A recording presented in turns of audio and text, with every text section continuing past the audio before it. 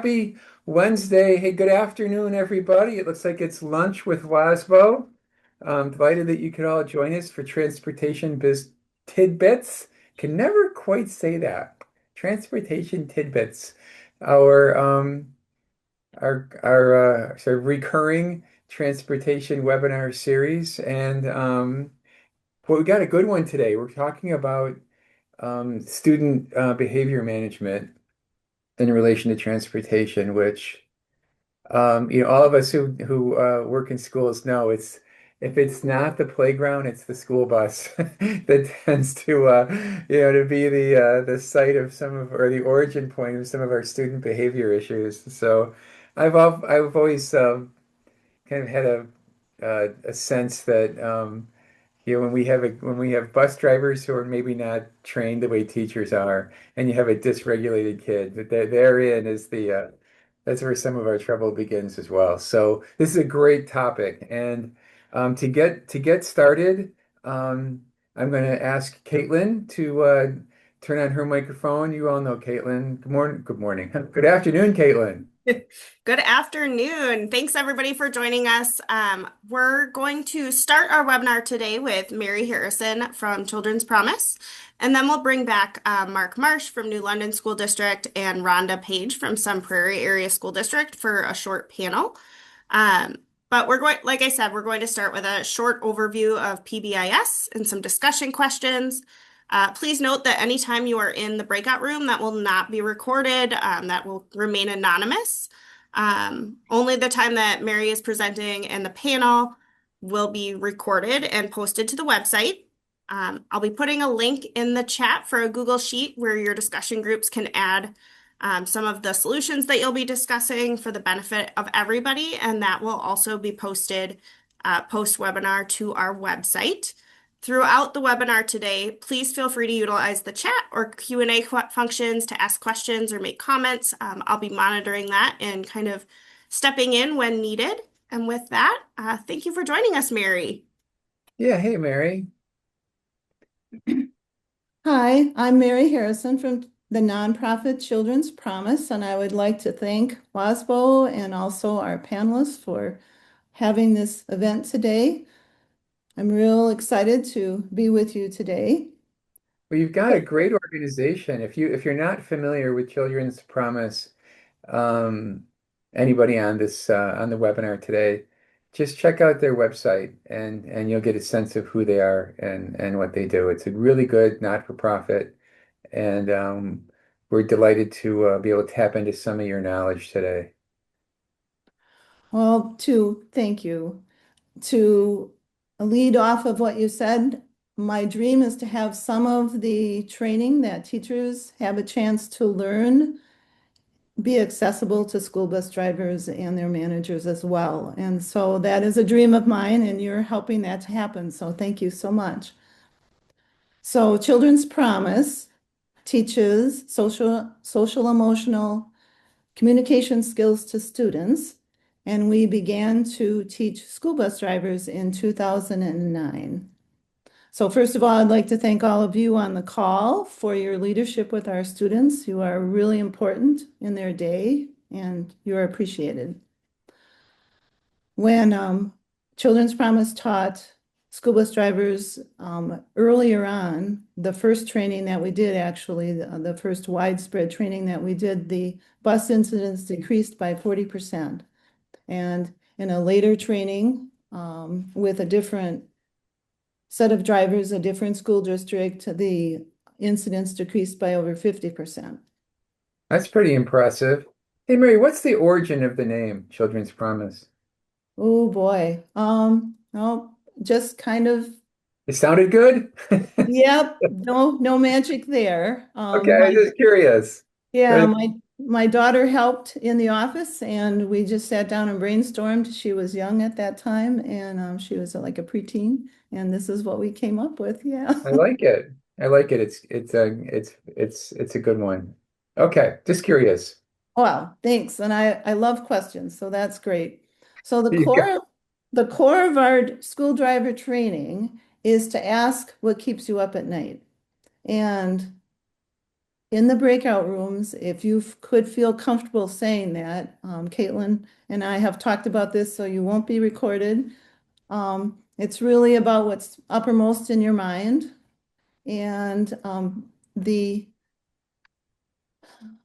challenges that you have, if you could type them into the Google Sheet. If somebody in the room wants to be recorded, that's awesome. But otherwise, if you just share that knowledge out so that other drivers and other discussions can be enriched by your knowledge, I would really appreciate it. So when we start the breakout rooms now, you'll have 5 minutes to answer that question. What keeps you up at night? So did Sure. anybody have any challenges that they feel like voicing? Does it need to go through the chat, Caitlin?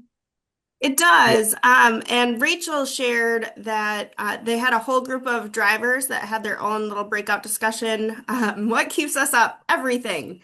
Particularly what to do if a student brings a weapon on the bus. Tracy noted that middle schoolers have kind of been a problem with having some bad mouths and even some sexual content that probably doesn't belong in school or the bus. So did anybody share any solutions to those very difficult things going on, the challenges? Communications with paras and teachers, and even the director of special ed and principals, um, and making sure that they are aware of the situation at the building and administrative So, level. Um, a few said, suspension of riding privileges if needed, because it gets parent attention and involvement. Um, and then another person said that they use restorative chats that have been very successful, but um, sometimes the behavior still continues. Oh, that was really exciting. I'll be interested in reading that. Those are great ideas, that communication loop between the in the field driver on the bus to the leaders and the conversation about follow up. If that communication loop is strengthened, it helps everybody, especially the student, but especially the drivers. So those are great, great ideas. Thank you for sharing them. I believe the wisdom is with you because you are the ones that know what's going on. So here's the PBIS overview. So what is PBIS and why does it help? So PBIS is a system approach to improving student behavior. The focus is on positive behavior. The focus is on relationships. Expectations are clearly defined and specifically taught. There's kind of a trick to that. Actually, like a student running down the hall, the model is you actually stop them and have them practice walking. I know that sounds kind of simplistic with all that you're dealing with, but that's the basic idea. You actually teach them the specific behavior. And then there's a real focus on data collection to help improvements. And that entails getting everybody together for some sort of conversation. And everybody is so wildly busy that that is difficult.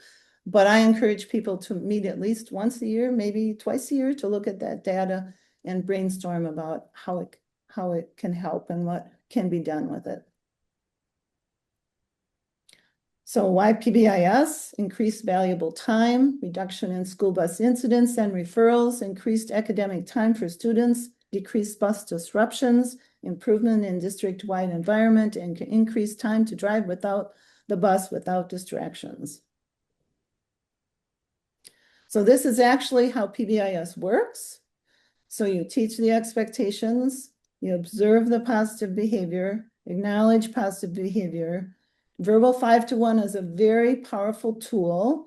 The goal of what that means, the goal is to, when you do a correction, to also have 5 positives. And I know that sounds like pie in the sky, but with a little practice, it gets better. And it's actually very, very effective. So then building the two-way communication with all parties, and that was talked about in the solutions part of the breakout, the communication between the administrators, the parents, the drivers, all the people in between, those relationships and the students, those relationship building blocks make a big difference so that 1 or 2 meetings talking about things across boundaries can really help. dealing with problem behaviors. You all know what that looks like.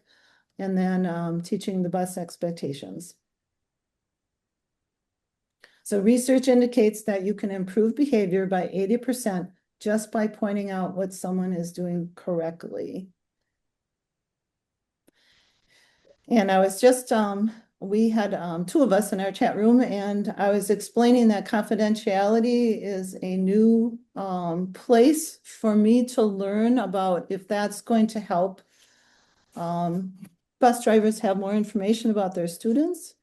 So that's something I would like to learn about, and maybe you could put it in the chat and Caitlin could read it back to me. Does anybody teach confidentiality to their school bus drivers?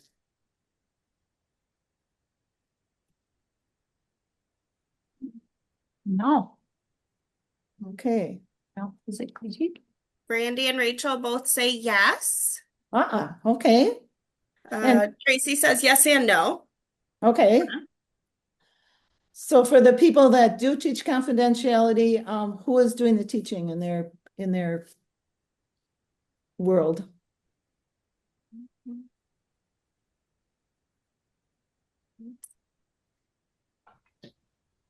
I'll add at the beginning of our school year welcome back meeting, our director of pupil services comes in and discusses confidentiality and all the mandatory reporting and all of that stuff from the legal end to our bus drivers.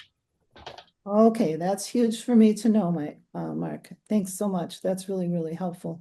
And it sounds like for some, their contractor is doing it. So, for example, first student in Madison. For some, the communication is coming from the district office as an explanation at the beginning of the year, and they have to sign an agreement. Others, since they're district-owned buses, they do that district-wide very similarly to what Mark described. Okay, those are both really strong models, so that's great.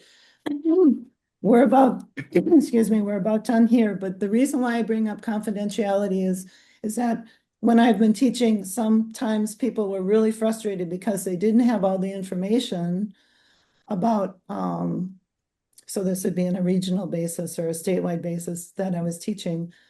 They didn't have all the information on their students, that's particularly special need or students who need extra support students, the medical side of it, the behavioral side of it. And I've been trying to figure out why that was happening. And I'm just at the beginning of my learning curve, but I've been in conversation with the DPI staff, and it seems to me that confidentiality might be the reason. So I'm just trying to get all that two-way communication, building it up the correct way, within all the proper practices so that drivers have as much practical information as possible for their students because they carry a lot of responsibility. So I'm going to pass it over to Caitlin with a little time here. I really appreciate the time we've had together, and I so respect and am grateful for the work that you do with your students. Thank you so very much. Thank you, Mary. Let me stop this share and we'll bring it back to our panelists today. All right, so with that, I'm going to let both of you kind of do a little introduction of yourselves. Can we start with Rhonda? Do you want to introduce yourself? Sure. I'm Rhonda Page. I'm the business manager for the Sun Prairie Area School District, and one of my duties is to oversee transportation. We do contract with Cobus and Bus Company, and we transport about 5,500 kids. Awesome. Mark, can you introduce yourself? Yes, my name is Mark Marsh. I'm with the New London School District. I'm the transportation supervisor here. We own our buses and have our own employees and everything. And we transport around 900 students daily. Awesome. Well, thank you both for joining us. With that, let's dive right in. What are the most common student behavior challenges that you're seeing on your school buses? I'm encouraged that we're no different than everybody else from looking at the breakout responses. I looked at our behavior data. Our top three are students remaining seated while the bus is moving, keeping your hands to yourself, not messing with other people's objects or personal possessions. And we're starting to see a little uptick in using appropriate language, especially as mentioned before, from the middle schoolers. Rhonda, how about some Prairie? Yes, I would agree. We do have more likely elementary kids or 4K not staying in their seats. Um, we do have disrespectful behavior between interactions between kids Mm. or interactions between the driver and a kiddo. Um, Students hopping around. Yeah, I was just pulling up my behavior data as well. Yeah, I would say the interactions, kids not getting along is a big one. Um, and this is another question for both of you. Have these issues changed in recent years, whether due to kind of the pandemic disruption, having some of those younger 4K riders, or maybe even technology on the buses? I'd say I think we see a lot more younger riders, a lot more 4K students, and they simply have a hard time just sitting still, just at their age. They're young. We also found too they have a hard time sitting because their feet don't hit the floor, so they naturally slide when the bus is turning and going places. So they move around a little bit there, but a lot of it's just they're young, and it's tough to keep their attention and just being able to sit still. You mentioned technology. Everyone is so attached to their phone these days or a tablet. And if they don't have those, they get pretty squirrely. They get pretty antsy, we notice. So I think those are a couple things that youth and then the negative effects of technology where they constantly need to be stimulated. Mhm. Yeah, I don't know that we're seeing any different issues than before or after COVID.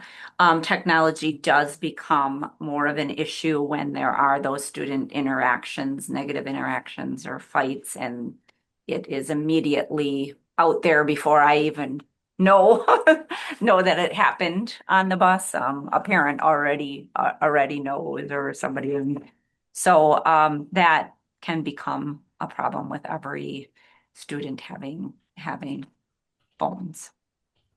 Absolutely. So the drivers are really on the front lines of dealing with a lot of this student behavior. Often they're managing situations while operating a rather large vehicle.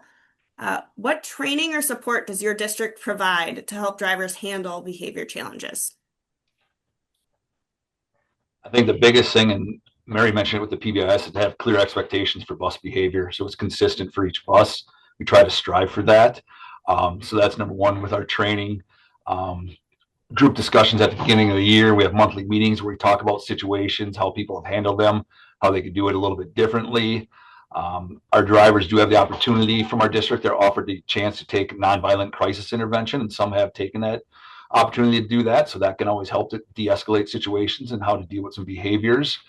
Then you mentioned as far as like support, I'll ride along on the bus if there's a behavior problem. I've jumped on at the transfer station, or I've taken my personal vehicle out and dumped it out in the country, and then I'll ride half the route and get dropped off at my car and come back.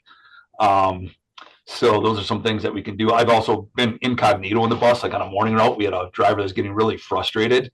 So I put a hood over the top of myself and sat in the back seat, and it was dark and nobody knew until we were like right before school. So I could experience firsthand what he was experiencing. And then I could go ahead and, before they dismissed the students, got on the bus and reviewed expectations with the entire bus and gave them the reason why I was on the bus that day. It's excellent. Rhonda, how do you and Cobeson kind of partner to handle some of that? Yeah, so we have what's called a Cobeson Cares, which is kind of lists the 5 expectations on the bus, and those signs are posted and talked about by the driver on the bus.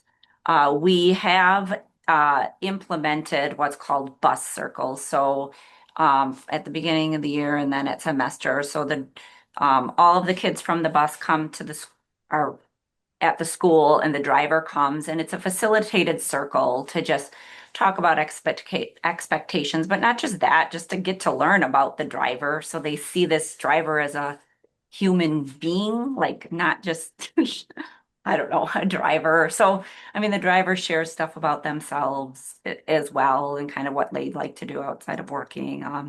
And so we have these facilitated bus circles with each school kind of develops their own conversations and questions. Just haven't, we're gonna have one this afternoon with a bus that's struggling. Just have another one.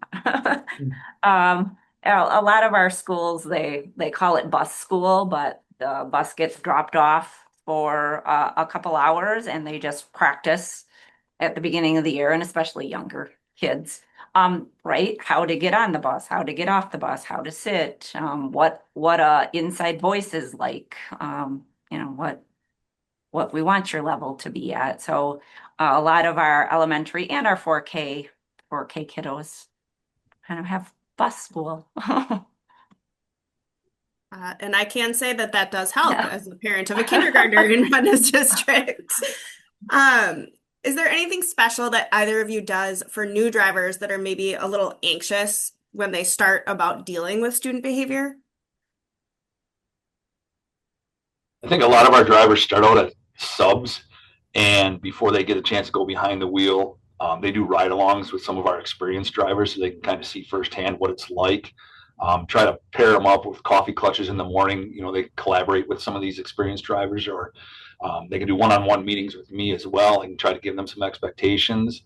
I also try to give them support too when they actually are out there on the road with their route the first few times, however long it takes. I'll ride along with them too, just to help them with the behaviors, encourage them, let them know they're doing the right thing, or show them some areas that they can improve on as well.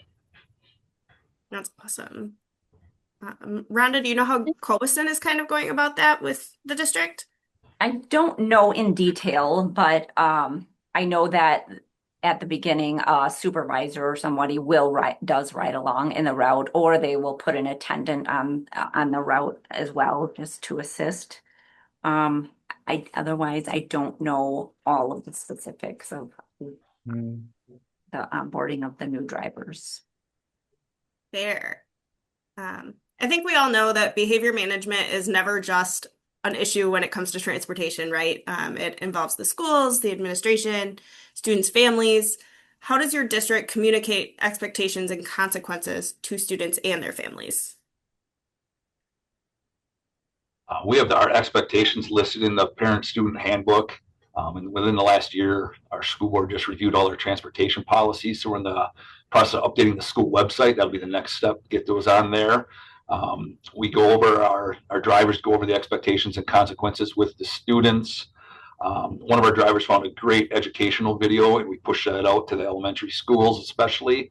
And they have some collaborative time at the end of the day, and they show that video, and some of our teachers help out with going through expectations on the bus as well. Awesome. Yep, I'll piggyback on that. They are in the handbook. At the beginning of the year, we do send via email communications out about transportation and all of the expectations. And they're listed on the bus. There's signs and I know the drivers verbally go over them. And for all the schools, they're in their bus circles at the beginning of the year and at semester time. The rules and expectations are reviewed again. And kind of piggybacking on that, what does the collaboration process look like with school administrators when repeated behavior issues occur? I feel I'm pretty fortunate. Prior to my role as transportation supervisor, I was a teacher for 24 years. So I have a really good relationship with the principals and all the principals at the schools. I feel comfortable talking to students as well and try to help get them together and do some remediation and some reteaching of things. So when there's issues, I'll go to the school and request the kids out of class or find a time that they can come out. I'll sit down and work in small groups. I can do one-on-one, whatever it may be. Again, the administration has a lot of trust in me, so I really appreciate that. I kind of take care of the discipline issues on the bus, determine the consequences, and then I follow up with the administrators and then circle back to our drivers and, of course, communicate with the parents as well. And Rhonda, you're in a significantly larger district. That process probably looks a little different for you. Yes, all of the discipline is dealt with at each site, specifically. So each principal or assistant principal and all of their staff are dealing directly with the issues. They're recorded via from Cobeson records that any concerns through our student database, Infinite Campus, and then they go to be processed by a principal. So they really, I mean, we have different levels of, um, if there has to be a consequence issued, but they're all dealt with at the school level. Excellent. And that brings us really well to our next point, the data side of things. What tools or systems does your district use to track behavior incidents on the bus? I use a Google spreadsheet that I just developed myself, and I track all the behavior data that way. I can sort it by student, by grade level, what particular school it happened at, what bus number. So I keep all the data in-house here, and then I will share it out to administrators when situations come up. Excellent. Kimberly in the chat says she uses NextPath. Rhonda, what's Sun Prairie using? We use Infinite Campus. So just like a referral was written in a classroom, there's one that just the location is on the bus. And the bus company writes the referral. And so all of the data is kept in Infinite Campus. Excellent. And what makes reporting easy or maybe even hard for drivers? I think here for us, it's relatively easy. We have slips at the driver. It's kind of old fashioned, but they'll come in and fill it out, give me some details, bullet points, so I can have it. I will enter it into the computer, and then I talk and get the details verbally as well from the driver, and then we move on from there. So I think it's a pretty easy process for them to actually get the report going. Excellent. And Rhonda, how do drivers go about reporting incidents in your district? Yeah, they report it to the terminal manager and then she enters them. But I think the biggest issue is why they don't, which other people might see as that because the behavior doesn't change. So they're like, why would I continue to report it if the behavior doesn't change? But we do need to know so we can address it. Fair. Definitely doesn't change overnight. Very true. I think we all know that prevention is often more effective than reaction. What proactive strategies or positive reinforcement approaches have worked well in your district?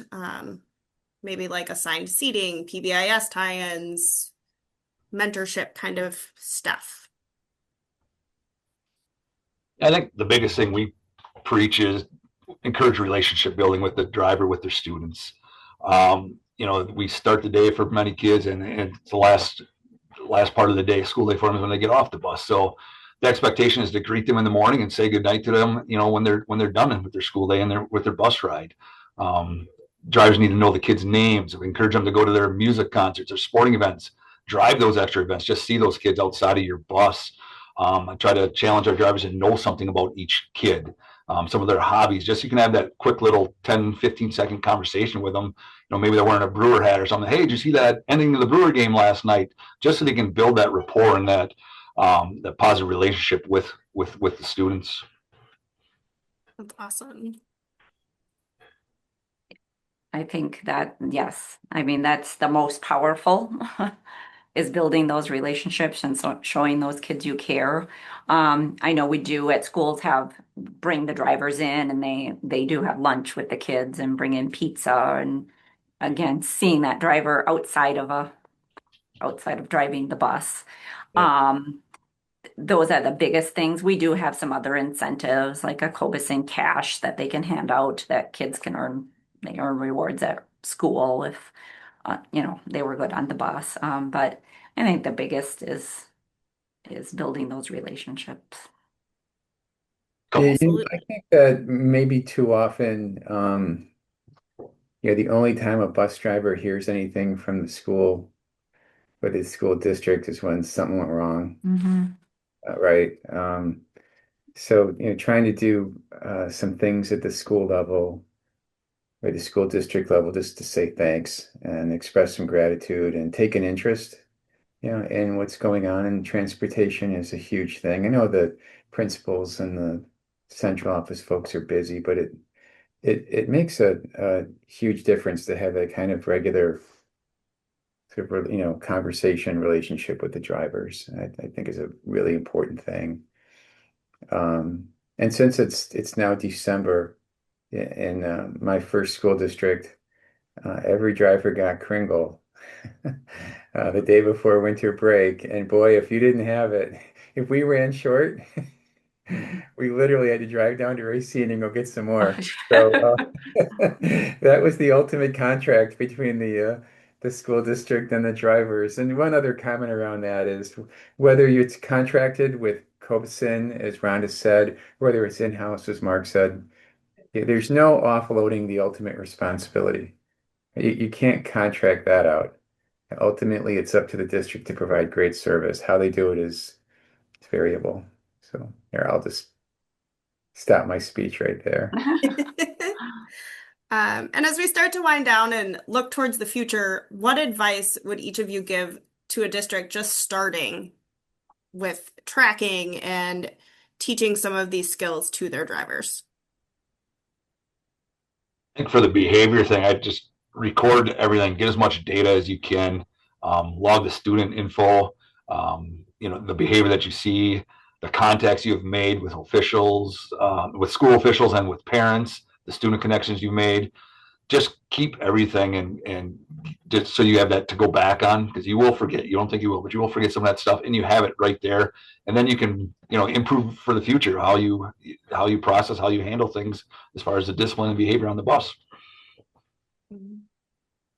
I would add to be patient. And you're trying to build a culture of student behavior. It doesn't happen by sending out an email that says this is how we're going to do it. It takes a long time. But ultimately, we're trying to make this all about learning. And as we said at the beginning, if the kids come in off the bus having been in a fight or an argument or some other altercation, um, it's going to carry into the school and it's going to affect learning. So it's really important stuff.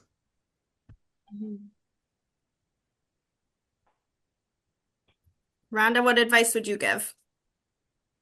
I like that, right? Sometimes we think a consequence is going to change the behavior and that never, they were kicked off for one day and they're still doing the same thing the next day. It's like, yeah, that Yeah. that did not change the behavior. So, right, it does take, it takes time and again, for the most part, I think most kids are fine. It's a very small percentage that it's really putting that extra effort into really connecting with them, the ones that are having a tough time. And um, yeah, I think it's really important, as Mike said too, that the district is really the expert in managing behaviors and how to deal with that. So they're the ones that need to provide kind of the training. A transportation manager at a bus company might not have all of those resources or training. So we try to bring in our social workers and principals and administrative people to provide training to the drivers. That's awesome. We do have a couple of questions in the chat before we wrap up. Jenna asks, what training or messaging do you give to your drivers on handling persistent parents with route requests?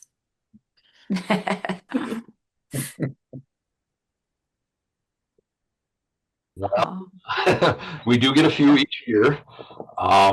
We tell the drivers not to address any logistics or try not to give any answers there to the parents. We want to keep the route moving on, bring their concerns to us. And then we just, honestly, we'll say we try to do what's best for getting the kids to school on time. We are, cognizant of we don't want kids on bus, for 45, 50 or a long period of time that it shouldn't be. And then we will take a look and then if we can make some improvements, make some changes, we will. If not, we just have to do what's logistically best for our bus routing. Sometimes there's nothing we can do. Someone's got to be the first person picked up. Someone's got to be the last person at some point. So either way, it's hard to make everybody happy. Yep. I see Mike said drivers are not allowed to make changes to the route. Sorry, I was just, yes, no, drivers are not allowed to make changes. The route requests for us, they come through. We have a form for parents to complete. I mean, most of them come in at the beginning of the year. That's And well said, Mike Herding. Thank you for that. no, no, that's what we say. We always tell the drivers to blame it, just blame it on the district or admit, like, I can't make any changes. You need to go to my boss, right? Like, you need to talk to the terminal manager. Um, but we do have a form. We then evaluate the terminal manager, the district, the safety manager, all look at the requests, kind of evaluate it, and we have kind of a formal response that we send if we're going to add the stop or why we're not going to add the stop. Typically, once we say no, they stop, but it sounds like someone else, maybe they don't. And Mary, you might have some insight on this next question. What are some good trainings for bus drivers that a district could do at their monthly staff meetings? Great Uh, question. Great question. Yeah, let's pass out a few tips here if we can. So in terms of their monthly, which group is gathered in your question? The Are the drivers. the drivers, so they meet monthly? So this is like how long a meeting is this? Like kind of at the beginning of the day or like an hour meeting? Could be like an hour. Yep. Half an 1 to hour. 2 hours, she says. Okay, that's gigantic. If that's going on, that's exciting. Um, it's really important after the training, probably the biggest nugget of information I have is that once the training happens, typically my experience is it happens in August, right into the school year. It's really important to follow up on that training in January, February to find out what's working, what's not working, why it's not. So if you have a face-to-face opportunity with your drivers, that's really very powerful and very wonderful. So you just want to hear them and find out what's on their minds. Do a lot of listening, play the social worker. Mhm. Rhonda, if I recall, is there was like a video series that y'all were using for a little while, right? Yes, there was. We no longer do that. But I just pulled up and I'll just give some suggestions and people can reach out. So I said we bring in principals, social workers, other coaches or whatever too, that really are experts in their area. So some like what we did last year, a couple principals did language matters, supporting student behavior, reinforcing, reminding, and redirecting. Building relationships, building positive relationships with students on the bus. I have the whole presentation. Um, we always do a medical, our nurses, we have a couple nurses, they go do a medical training and to show, not full blown, but how to do EpiPens and CPR. We have a specific one just for 4K drivers and we have a bus story and a bus reward chart and tips for driving. We've done a program on showing kids you care. Like, there's just lots of different. Um, we try, and again, they're very short. Drivers have an hour meeting, and our time is like 15 to 20 minutes. Like the district gets about 15 to 20 minutes to just do a quick something. Pronoun, like how to greet students that maybe use different pronouns or yeah, just kind of looking. So that's what we do. But the experts are providing the training. It's not just me going and providing training. Mhm. Some really great suggestions there. Um, I see nothing new in the chat, so I want to say a big thank you to Rhonda, Mark, and Mary for all of your insightful insights today, and Mike. Um, and really thank you to all of you for joining us today, spending your lunch hour with us. If you'd like a recording of today's session or any of the resources mentioned, they'll be available after the webinar on the Transportation Tidbits page. That typically takes about 24 hours for that to be updated, so hang with us. And mark your calendar to join us on February 4th at noon to discuss private school transportation with Ben Kapitsky from the DPI. And with that, have a great day, a wonderful holidays, and we will hope to see you all in February.